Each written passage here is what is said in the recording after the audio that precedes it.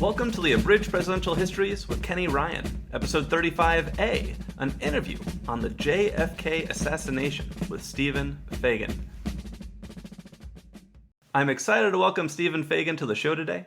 Stephen is the curator of the 6th floor museum at Dealey Plaza. Yeah, that Dealey Plaza. This museum was once the Texas School Book Depository, from which Lee Harvey Oswald shot John F. Kennedy on November 22nd, 1963. If you are listening to this podcast on the day of release, that is 60 years ago today. Stephen and I are going to talk about the assassination, its impact, and why it attracts so many doubts and conspiracy theories still to this day. Thank you for your time, Stephen. My pleasure. Let's start with the assassination itself. It was November 1963, and John F. Kennedy was visiting Texas. Why was he visiting Texas? Well, Texas was, as it is today, a key state in any presidential election. And in 1960, Kennedy had won Texas by a very slim majority, and he needed Texas again in 1964. So he was gearing up for his 1964 reelection campaign.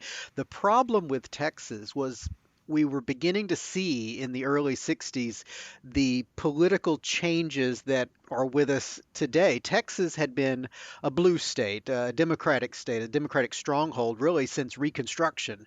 Right. But things were beginning to shift at that time, and factions were developing, particularly in Texas, between the conservative wing of the Democratic Party and the progressive wing of the Democratic Party. We were beginning to see a shift from blue to purple, ultimately to red, and that was all kind of taking place here at that time, in part because of Kennedy's policies towards civil rights, his support of the civil rights movement. Things were shifting. So Kennedy knew that if he was going to have a solid run in 64 and have any hope of winning Texas, he had to mend some political fences and shore up support within the Democratic Party. So this was a goodwill tour, taking him to San Antonio, Houston, Fort Worth, Dallas, and on to Austin. That was the trip to Texas. 2 days in 1963. That's a lot of Texas land in 2 days. And so he's there with a mission. What kind of reception did JFK get in Texas? Were people excited to see him? Were there threats being made against him? A bit of both? He and Mrs. Kennedy received an overwhelming welcome, and I add Mrs. Kennedy there because, of course, with this being somewhat of a campaign trip, she was an essential part of that. Extremely popular, Mrs. Kennedy was. This was her first public trip since the death of their infant son Patrick earlier that year, and so it was a big deal that she was traveling with him. And yes, thousands of people greeted them in San Antonio and Houston. When they arrived a little before midnight in Fort Worth on Thursday the 21st, thousands of people nearly at midnight were waiting out there at Carswell Air Force Base to welcome them, and all along the route to the Hotel Texas where they spent the night. The next day, Kennedy got up, gave a speech in the parking lot of the Hotel Texas, then attended a breakfast in the ballroom, and then it was a 15-minute flight to Dallas Love Field, where about 4,000 people greeted Kennedy when he arrived. Now, Dallas was the one city that they were all concerned about because Dallas had already established a reputation as a conservative stronghold.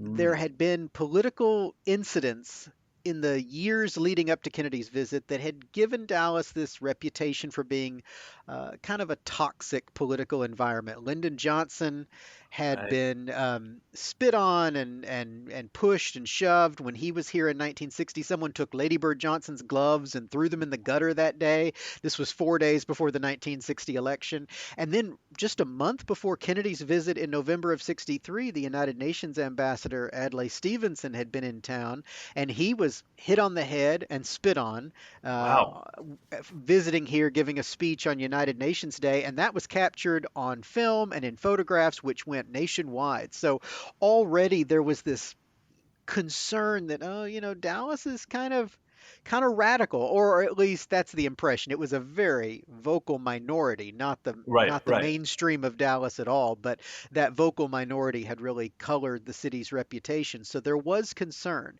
Now, when I say concern, as far as the Secret Service and others were concerned, we're talking concern about a potential demonstration, mm, not necessarily considering the possibility of someone with a rifle shooting from a building. And so, as Kennedy very often did, he toured in an open top convertible car through a dense urban environment. He had done so in Miami just a few weeks or a few days earlier. So it was not uncommon for the right. president to travel as he was that day. It's simply that at that moment, there hadn't been a presidential assassination in 62 years. And so the likelihood of it was not considered particularly feasible, although the Secret Service certainly did their job and followed Right. all the rules and protocol. Now, if I remember right, in addition to driving through town in an open air car, the route the car was going to take had also been published in advance, so everybody knows where it's coming. Hadn't there been like flyers printed about like calling Kennedy a traitor or something like that? Despite all this, though, the Secret Service they had no heightened alert. They were like, you know what, we're not worried about threatening the president's life. So was that where that was for them? Yeah, the flyers you mentioned, they were these little handbills. There were about 5,000 of them printed, and it basically had a mugshot of Kennedy, and it said wanted for treason. And it Right. accused Kennedy of being soft on communism. And a very similar advertisement, a full page advertisement ran in that day's Dallas Morning News. It was a paid advertisement, and it said "Welcome, Mr. President," but essentially the ad was extremely critical of Kennedy Right. and accused him of falling down on the job and being soft on communism. And so yeah, there were certainly concerns that there might be some kind of demonstration. I should point out the Secret Service is about Yeah. 10 times larger today than it was Oh in yeah. 1963. There Yeah. were only about 200 agents nationwide, and only, I mean, between 30 and 40 protecting the president 24/7. So there's no way those agents could ever secure every building, Right. every Right. rooftop, every awning. Yeah.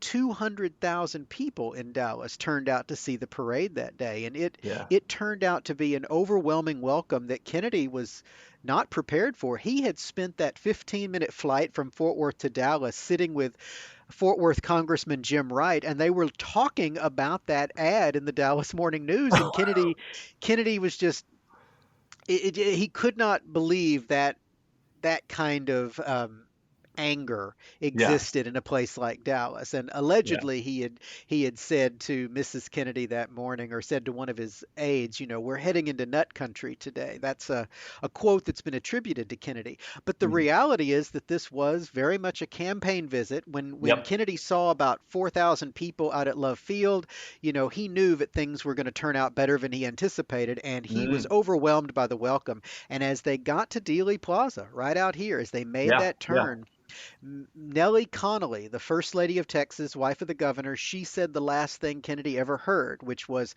"Mr. President, you can't say that Dallas doesn't love you." Mm.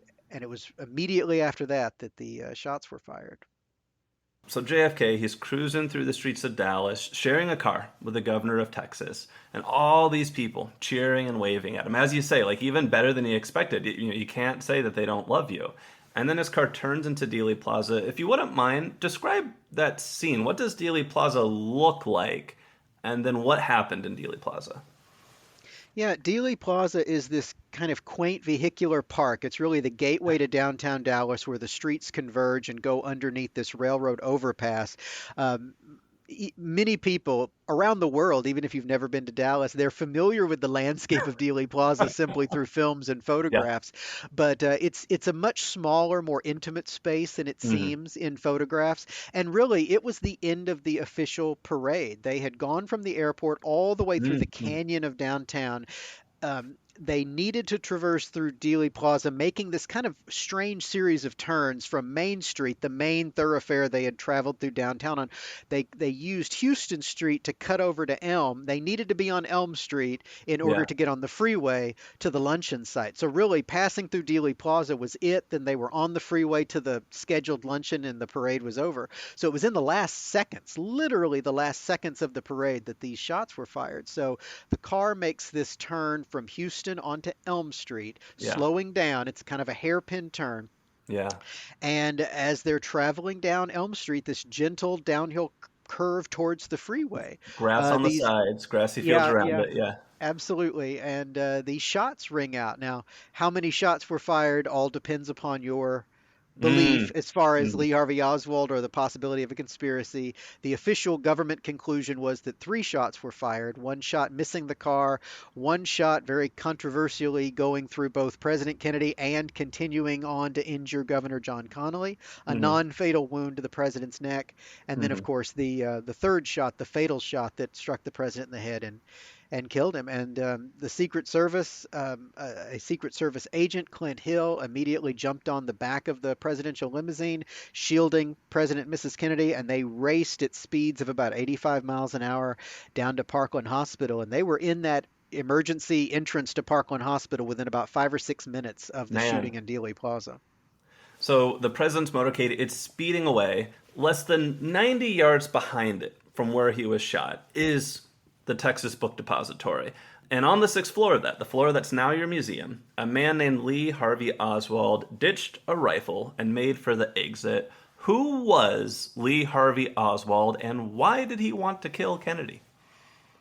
Well, that is a great question. It's been with us for 60 years, and I'm not sure if I can answer it succinctly today. I will Yeah. do my best. I do say we use the term alleged assassin or accused assassin Okay. because our museum does not actually take a position on the assassination. We don't say definitively Interesting. that Lee Harvey Oswald shot President Kennedy. We recognize that there are lingering questions about the assassination. More than 60% of the American public believe there was a conspiracy in the assassination. So we explore possibilities, but we don't state any definitive make any definitive statements as far as Oswald's guilt. But as far as who Oswald was, he was this young man. He had just turned 24 years old. He had grown up in New Orleans, had kind of been a loner as a kid, joined the Marine Corps, became very, very interested in the Soviet Union at the height of the Cold War, left the Marines and defected to the Soviet Union and stayed there a couple of years, very unsatisfied and disillusioned with life there. Married Mm-hmm. a Russian woman, Marina Prusakova, and they had a child. And after a year of bureaucratic hurdles, Oswald, Marina, and their daughter came back to the United States and settled in the Dallas Fort Worth area. And Oswald kind of bounced from job to job. He was abusive towards Marina. They were separated at the time of the assassination. And, he got a job in this building making $1.25 an hour as an order filler. This building, the Texas School Book Depository, being a distribution hub for school textbooks. So Oswald would essentially, his job was to go up to the upper floors with a clipboard and get boxes Mm-hmm. of math books, science books, and bring them back down to the loading dock on the ground floor. Mm-hmm. Work that he considered to be very menial, and he felt like he was intellectually far above that. On the Mm-hmm. day of the assassination, having spent the night with Marina at a friend's home in Irving, he gets a ride to work. And he brings with him this package wrapped in brown paper. And so, walking into this building that morning, this is a guy who's 24 years old in the midst of a disintegrating marriage and a confused political ideology, and he's got a package wrapped in brown paper. And so, for some people, it's as simple as that. One of my favorite artifacts on the sixth floor is Yeah. Oswald's wedding ring, and it holds such symbolic significance for some because he had begged Marina to get back together with him the night before the assassination, and she, while intending to eventually, was not ready. And so she rebuffed Mm. him multiple times, and he went to bed angry. And the next Yeah. morning, he left that wedding ring behind. He left it behind for the first Wow. time in a teacup with most of their savings on the nightstand. And so, for a lot of people, this is the act of a man who knows he's not coming home again. And, Mm. it's amazing to imagine. And this is at the heart of most conspiracy theories. It's amazing to imagine that this man, simply because he couldn't reconcile with his wife, Mm. decides to take drastic action that affects the Right. second half of the 20th century in unique and profound ways. I mean, that's such a frightening prospect that one person can have such monumental change that certainly something larger, grander, a conspiracy, helps us to simply make sense of that worldview. And Right, so, right. in the end, I can't tell you exactly who Lee Harvey Oswald was or what was going through his mind that day, but that's the insight I can provide, I guess.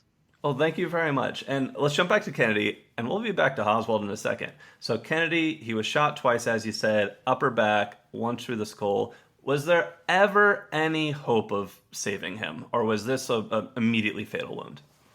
Oh, absolutely fatal, even by today's with today's medical technology. That it was fatal. It would still be fatal today. Essentially, the right rear portion of the president's head was blasted outward. He lost quite a bit of brain tissue. Yeah. When he arrived at the hospital, he still had a heartbeat. He had what's called agonal respiration, which is simply mechanical breathing. He was going through the Wow. processes of his body shutting down. They worked on him for upwards of half an hour, although it was a futile effort. They pronounced him dead at 1 o'clock. I've had the chance to talk to a number of medical personnel, both from the 60s and today, and I always Yeah. ask that question with Yeah. the advances that have been made in medicine Right. and technology and life-saving equipment, would there be a chance? And unequivocally, all these people say Yeah. absolutely not. Such a devastating traumatic head injury then and now is absolutely fatal. Thank you. And so you said before, this was the first presidential assassination in 62 years, not since 1901. The first assassination since the invention of TV and radio. So, how was what was unfolding in Dallas reported across the country? And what was the national reaction? And how is this a shared experience in a way that nothing had been before like this? Yeah, absolutely. It was definitely a collective experience. And for baby boomers, this really was the moment that defined their generation. Mm. And it was because of that commonality of experience. At our museum, we have this ongoing oral history project that we've been doing for Yeah. many years. We've recorded about 2,500 interviews with people from all around the world sharing their memories. And it has been remarkable for me doing these interviews over the last 20 years to have, you know, 1960s school children in California having almost an identical experience to students in New York, to students in Mexico City, to students in London. It's really remarkable. The word spread so fast. Here in Dallas, they broke into local television on the Mm. ABC affiliate WFAA within 15 minutes of the assassination, instantly putting two eyewitnesses on the air describing Wow. exactly what they had seen. The initial wire report was out within moments of the assassination, and that's incidentally where we get the term grassy knoll that's become so much a part of No kidding. our culture. The United Press International reporter that broke the story, the Yeah. first one to get word out about the assassination, was their White House correspondent, Merriman Smith. And in Yeah. his initial bulletin, Yeah. he talks about people running up a grassy knoll nearby. Now, what prompted Merriman Smith to identify a very gentle grassy slope leading up to Right. a stockade fence as a grassy knoll? I Right. have no idea what caused him in his speeding car as he's racing to Parkland Hospital, what prompted him to use that terminology. But Right. he didn't realize it, but he was becoming part of the history of this subject by creating that term grassy knoll, which is how we identify that particular spot that's become so controversial. That is wild. So all around the world, all around the country, people are learning this pretty much within minutes, roughly the same time. Meanwhile, in central Dallas, a manhunt begins. It takes less than 90 minutes after Kennedy is shot for Oswald to be arrested. What led the police to Oswald so quickly, and where was he captured? Yeah, so Oswald left the building within just a few minutes of the assassination. He was first seen about 90 seconds after the last shot was fired on the second floor in the lunchroom, but he was identified as an employee and was let go, walked out the front door before the building was sealed off, and made his way Uh, to his rooming house, which is in the Oak Cliff section of Dallas.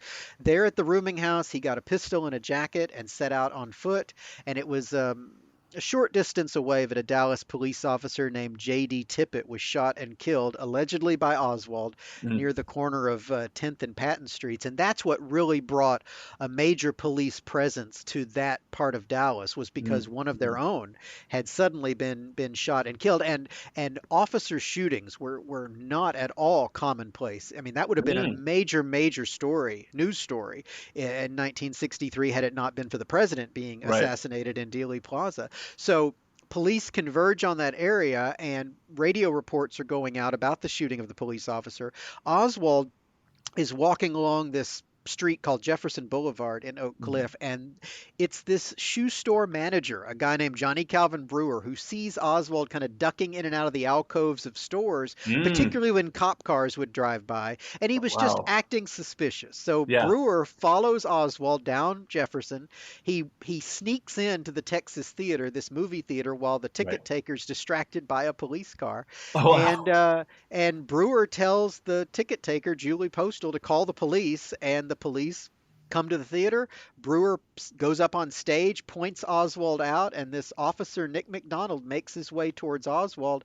And at that moment, this is according to eyewitness accounts, there's no film of this, but Right. Oswald apparently stands up, says, "This is it," and he punches McDonald in the face and pulls that gun out. And according to McDonald, actually pulled the trigger, but McDonald slammed his hand on top of the gun, preventing the firing pin from Oh, wow. activating, saving his life. Otherwise, it's possible McDonald would have been killed as well that day. Yeah. Police then jump over the seats, and one officer pulled a muscle coming over the seats trying to wrestle with Oswald. They handcuff him. Oswald screams out police brutality, and the handcuffs are too tight. They bring him out of the theater, shove him in a police car, and off he goes. He's now the prime suspect in the murder of Officer Tippit.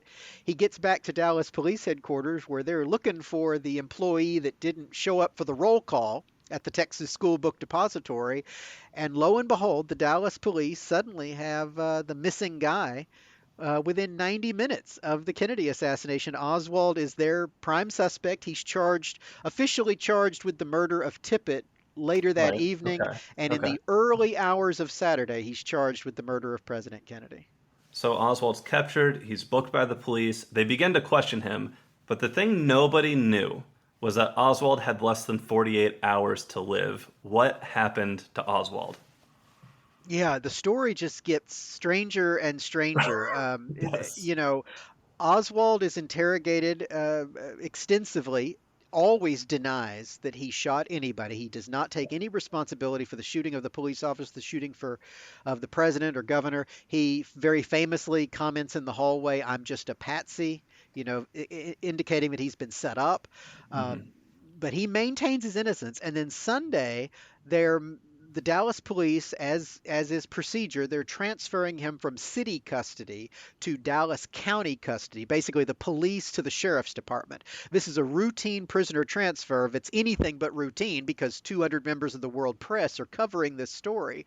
And Right. the Dallas police, in part because of that reputation Dallas had gotten and all these rumors that Oswald was being beaten in police custody, in large part because of Wow. that, the Yeah. chief of police felt the need to make that transfer very public. And so he actually alerted reporters to the approximate time when they were going to be transferring Oswald.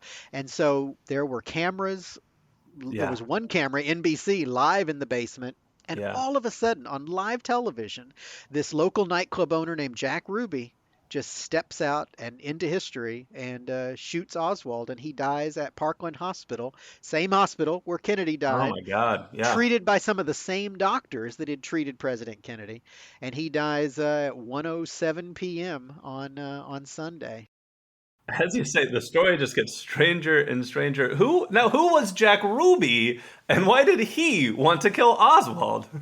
Yeah, Jack Ruby was just kind of a local guy, a local character, very colorful character. Yeah. He owned a nightclub here in Dallas. He had grown up in Chicago, did have some low-level ties to organized crime growing up in Chicago, was sort of what you might call mob adjacent as an adult. He Mm, certainly liked mm, to give people the impression that he was, mm. a wise guy, and was friendly with people who had ties to organized crime. Now, whether or not there's any conspiratorial shenanigans going on there is in the eye of the beholder, but I mean, there's no concrete proof that Right. Ruby was in any way sent by someone to Sure. silence Oswald or anything like that. What Ruby said was that, he loved President Kennedy and he just couldn't stand the thought of Jackie Kennedy maybe having to come back to Dallas to testify at a trial.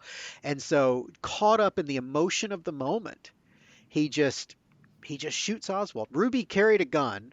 It was a gun that was actually bought for him by a Dallas police officer years earlier to save Ruby from having to pay sales tax.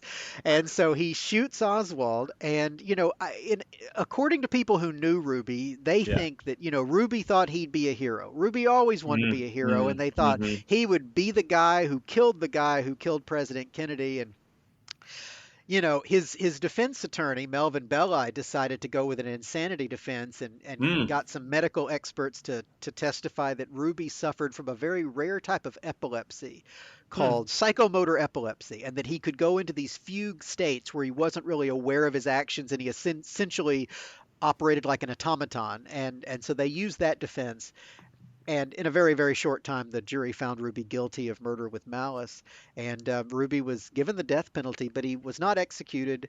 That verdict in the trial was overturned on appeal. And Ruby was going to have a new trial in a different city outside of Dallas, but he developed pneumonia, went to Parkland Hospital. It all happens at Parkland Hospital, and Mm-hmm. Ruby dies of advanced cancer. He never leaves Parkland because the doctors discover cancer has riddled his body, and he dies Mm. January 3rd, 1967. And to his death, although he Wow. made some cryptic comments about there being more to the story, on his deathbed, he tells his brother Earl that, he was not involved in any conspiracy. Wild. What impact did this assassination have on the United States and all the craziness around it? In what ways was the United States a different country after from what it had been before? That is a amazing and very big question. And I guess the easiest way to answer it is to look back at the 60s experience through the eyes of those who came of Yeah. age during that time period. For so many people, and this is an oversimplification of a very complex decade in American history, but the popular perception is that these shots in Dealey Plaza ushered in the violence and the skepticism that permeated that 1960 experience, with the escalation of the Vietnam War, with civil rights violence, with additional assassinations, Malcolm X, uh, Yeah. Martin Luther King, Bobby Yeah. Kennedy. In fact, Yeah. I mean, you could almost bookend the 60s experience with the deaths of John Yeah. F. Kennedy in 1963, and then Bobby Kennedy and King in 68. And for Yeah. a lot of people, it changed everything. I hear so often in these oral histories, it was the end of innocence. It was when everything changed. It was the beginning of the 60s. So Mm. yeah, I mean, as far as a cultural impact, it was second only perhaps to 9/11 Mm. in terms of worldwide impact. And it's difficult to imagine that the death of one man could be comparable in any way to the deaths of thousands of people on September 11th. But really, in terms of the outpouring of grief and the fundamental shift kind of in American thought and culture, absolutely, the Kennedy assassination was one of the defining moments that is right up there with, the bombing of Pearl Harbor, as far as these moments that Yeah. punctuate a generation and provide these cultural touchstones that allow us to better understand that moment in its memory. 7 days after the assassination, Lyndon Baines Johnson, now president, created a commission to investigate what had happened. Conspiracies had already started to swirl, like immediately. Maybe the Russians were behind it, maybe the Cubans were behind it. And Johnson feared that public emotion could lead in some way to pressures for a war. So, can you tell me a bit about what was this famous commission called? And who were some of the key people on it? What did it find? What's the story of this commission? Yeah, so that group is known as the Warren Commission because it was chaired by the Supreme Justice or the Supreme Justice of the United States, Earl Warren, and it was made up of a bipartisan group of senators and representatives, including future President Yeah. Gerald R. Ford, who was a Yep. congressman at the time. It also included a former CIA director, Allen Dulles, Hmm. John McCloy, who was a former president of the World Bank, and this was kind of a blue ribbon panel appointed by Johnson to reassure the American people what actually happened in terms of the assassination of President Kennedy. Because, as you say, I mean, we're at the height of the Cold War, so there's a great deal of concern that the Russians or the Cubans especially Yeah. are responsible. This is really kind of before the mafia and the CIA and the FBI, those conspiracy theories, those would take root about a decade or so later when we find out more about what was going on with these covert operations and abuses by our intelligence agencies. But really, at the Right. time, the main concern was that it was, the communists Right. that they killed President Kennedy. So the Warren Commission, using the FBI as their investigative arm, they Hmm. interview hundreds of take depositions or testimony from hundreds of people, gather something like 3,000 exhibits, and ultimately in September of 1964 deliver to Johnson about a 900-page report along with 26 volumes of hearings and evidence. And their conclusion is that they were not able to find any evidence of a conspiracy. Oswald likely acted alone. Jack Ruby acted alone. There was no conspiracy. The thing is that it, as we mentioned earlier, it's a deeply unsatisfying explanation. And Hmm. once people began to get access to these 26 volumes of evidence and testimony, almost immediately you have a growing number of researchers who are beginning to poke holes in the official story and Hmm. point out discrepancies, inconsistencies, testimony that should have been taken that wasn't gathered at the time, and lingering legitimate questions about the assassination. And so, really, according to Gallup, there's never been a moment since 1963 when at least 50% of the American public did not believe in a conspiracy. At Wow. different times in our history, in the Yeah. 70s with Watergate and these Yeah. congressional investigations, the number got up to about 81%. After Wow. the Oliver Stone film in the 90s, Right. Right. 81%.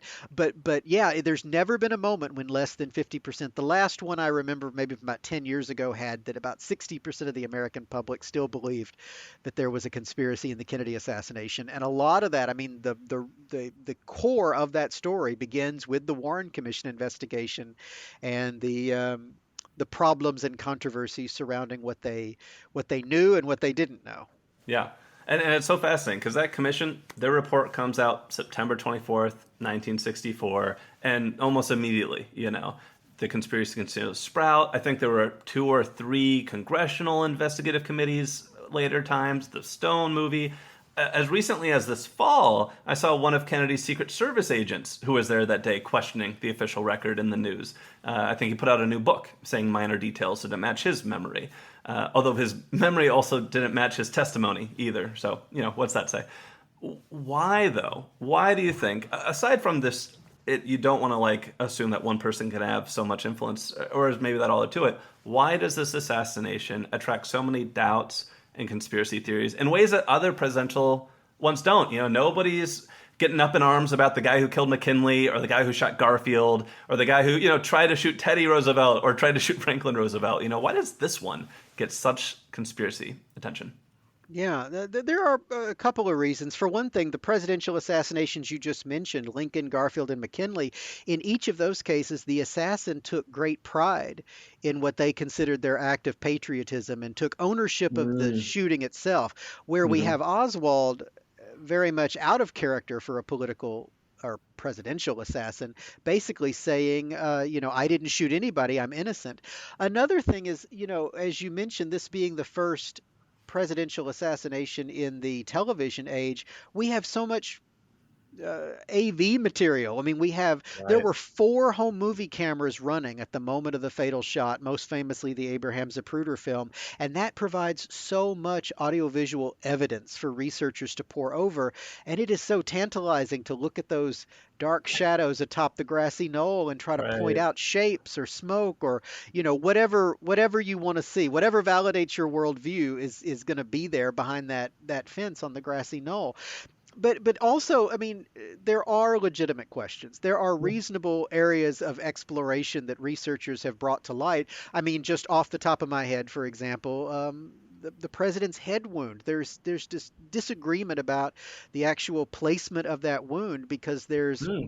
disagreement between what the doctors in Dallas observed that day in the trauma room and what Yeah. the doctors doing the autopsy at Bethesda Naval Center in Maryland uh, saw. And Considered. and and Wow. so and these are key distinctions that might give us an indication of whether a shot was fired from behind the school book Hmm. depository or in front the grassy knoll. And so, part of that speaks to the way the evidence was handled after the assassination, right down to the president's remains. By Texas state law, Kennedy should have received an autopsy here in Dallas, and a forensic Mm. pathologist, Earl Rose, was prepared to do that autopsy. He did the autopsies on uh, Lee Harvey Oswald and later Hmm. Jack Ruby. Oh Um, wow. but but interestingly, Lyndon Johnson, who was always a very shrewd politician, recognized, that this could be some kind of plot. He wanted to get back to Washington, but he Yeah. also recognized how bad it would look for Johnson to leave his home state of Texas and leave behind the president's grieving widow and the president in Hmm. Dallas. And so he wanted Mrs. Kennedy. Mrs. Kennedy would not leave without the body of her husband. So the Hmm. Secret Service, Hmm. by force, literally by force, take that body from Parkland Hospital. I mean, by many accounts, there was a Wow. pushing and shoving match trying to keep the president's body in Dallas, and the Wow. Secret Service took it to Washington. But because of that, because of Yeah. the movement of the president's remains, we have an inconsistency between Yeah. the observation of the wounds and problems that took place during the autopsy, even the handling of the Mannlicher Carcano weapon. I mean, it was in the hands of the Dallas police till the FBI took it, sent it up to their lab.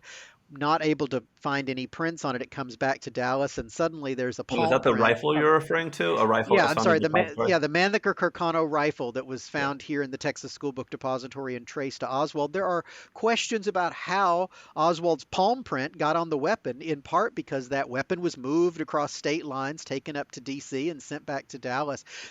It wasn't a federal crime in 1963 to murder the president, and so this What? actually, yeah, it's true. This was a local homicide under the Right. jurisdiction of the Dallas Police Department. Right. Amazingly so. The FBI Yeah. very quickly stepped in, particularly after Yeah. Jack Ruby shot Oswald in the basement of Dallas Police Headquarters. The Yeah. FBI took over that investigation.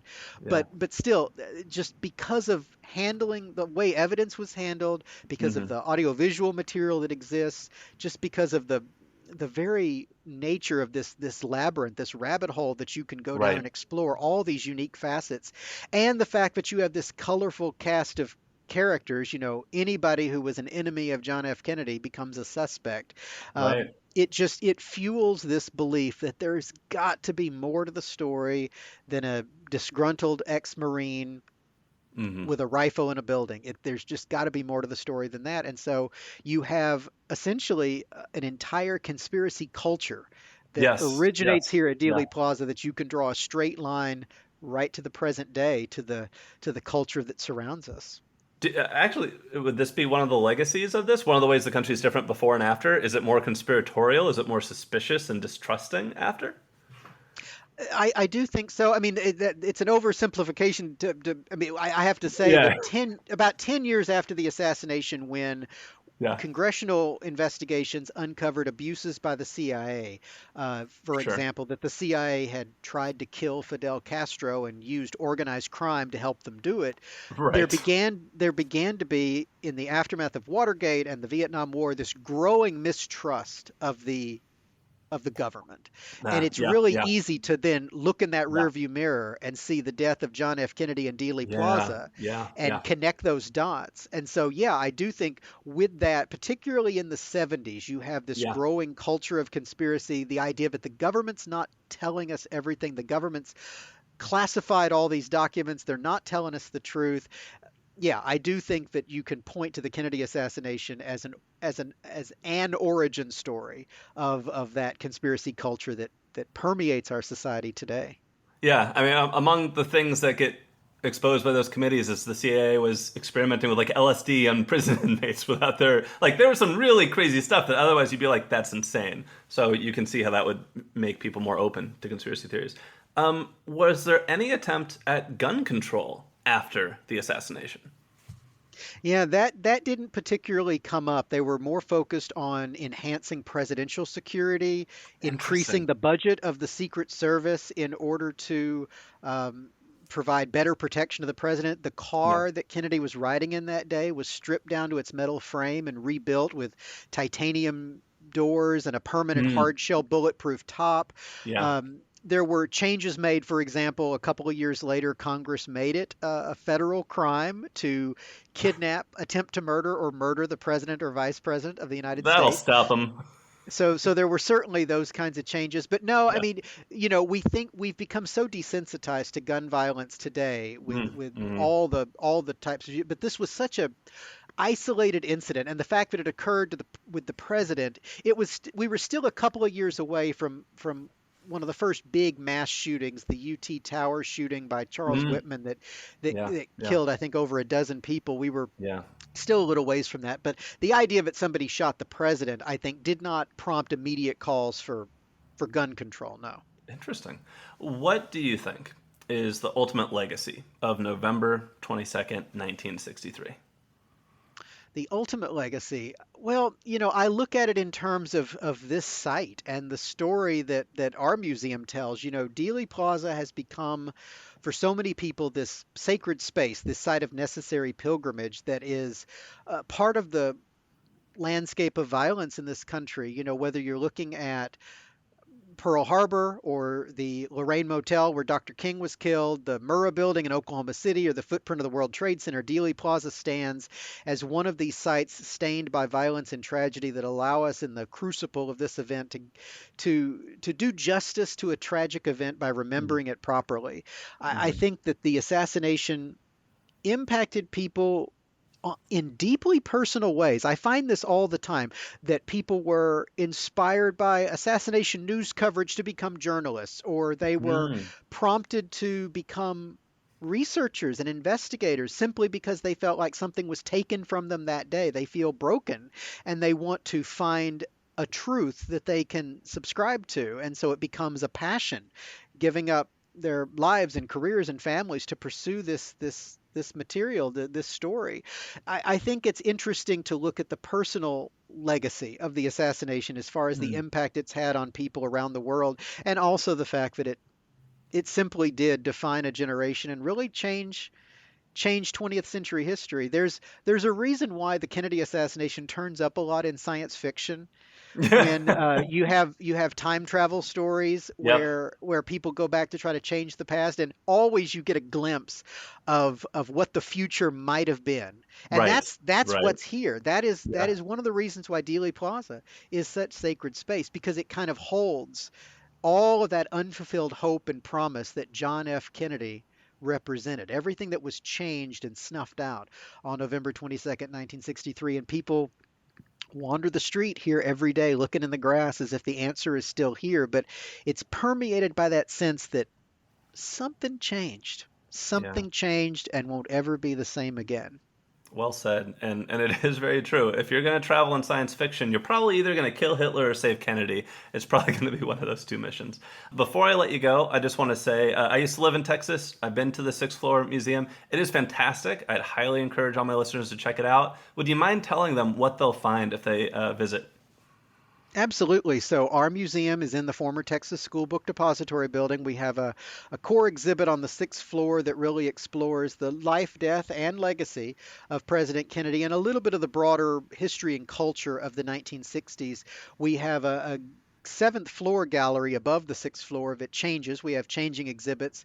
In November, we're going to be opening up a new exhibit that really explores in some detail that 2-day trip to Texas and the reasons Mm. for it, and the people that Mhm. that saw Kennedy during those 2 days. That'll be up through next summer, and then we'll have different exhibits. The seventh floor allows us to bring in changing Yeah.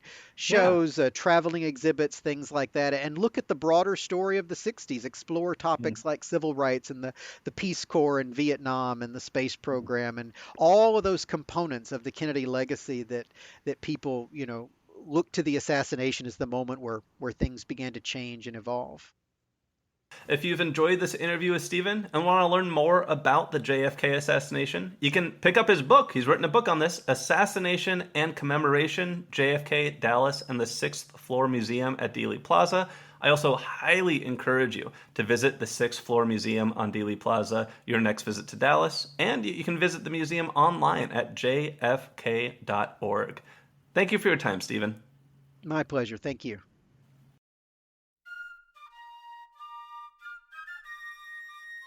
Thank you for listening to today's episode of Abridged Presidential Histories. If you enjoyed it, please subscribe, tell your friends and family about the show, and write a 5-star review on your platform of choice. If you'd like to support the show, you can look it up on Patreon or go directly to www.patreon.com/abridgedpresidentialhistories. This helps me buy books and pay to host the show, and thank you to everyone who's contributed so far. The music in today's podcast is a public domain recording of the United States Army Old Guard Fife and Drum Corps. In our next episode, imagine rising from humble beginnings in East Boston to become one of the richest men in the country, and then using that wealth to put your son in the White House, only for a tragic stroke to silence you and trap you in that silence in your twilight years as 2 of your sons are taken from you by assassins' bullets. We will talk to David Nassau, author of The Patriarch, The Remarkable Life and Turbulent Times of Joseph P. Kennedy, about the Shakespearean tragedy that is Joe Kennedy Sr. That's coming up next time on Abridged Presidential Histories.